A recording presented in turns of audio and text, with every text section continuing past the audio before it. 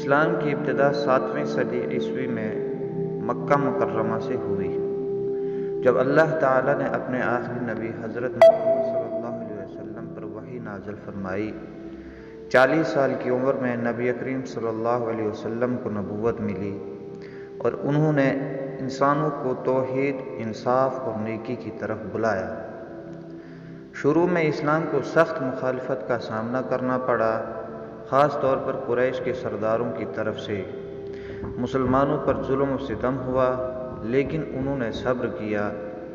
آخر کار اللہ کے حکم سے نبی کریم صلی اللہ علیہ وسلم نے مدینہ کی طرف ہجرت فرمائی، جسے ہجرت کہا جاتا ہے۔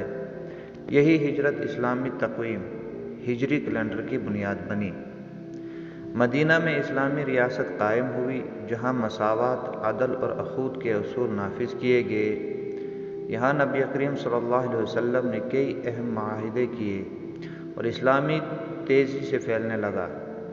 مشہور جنگیں جیسے بدر، احد اور خندق اسی دور میں ہوئیں، جن میں مسلمانوں نے قربانی، اتحاد اور ایمان کی بہترین مثال قائم کی۔ 632 عیسوی میں نبی کریم صلی اللہ علیہ وسلم کا وصال ہوا اور پھر خلافت راشدہ کا دور شروع ہوا۔ پہلے خلیفہ حضرت ابو بکر صدیق رضی اللہ تعالی عنہ نے اسلام کو مضبوط بنیادوں پر قائم رکھا اور ارتداد کی جنگوں میں فتوحات حاصل کیں۔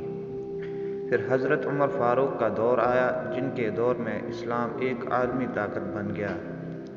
ایران، شام، مصر جیسے بڑے علاقے اسلامی سلطنت کا حصہ بنے۔ انہوں نے عدل، انصاف اور حکمرانی کا بہترین نمونہ قائم کیا۔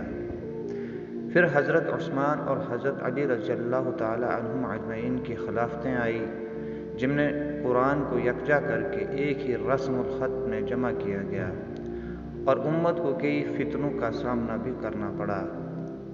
خلافت راشدہ کے بعد بنو امیہ، پھر بنو عباس اور دیگر مسلم خلافتیں آئیں اور اسلام دنیا کے 3 براعظموں میں پھیل گیا: ایشیا، افریقہ اور یورپ۔ اسلامی تاریخ نہ صرف فتوحات کی تاریخ ہے، بلکہ علم، تہذیب، انصاف اور اخوت کی تاریخ بھی ہے۔ اگر آپ کو یہ ویڈیو اچھی لگی تو ویڈیو کو لائک، شیئر ضرور کریں اور چینل کو سبسکرائب کرنا نہ بھولیں۔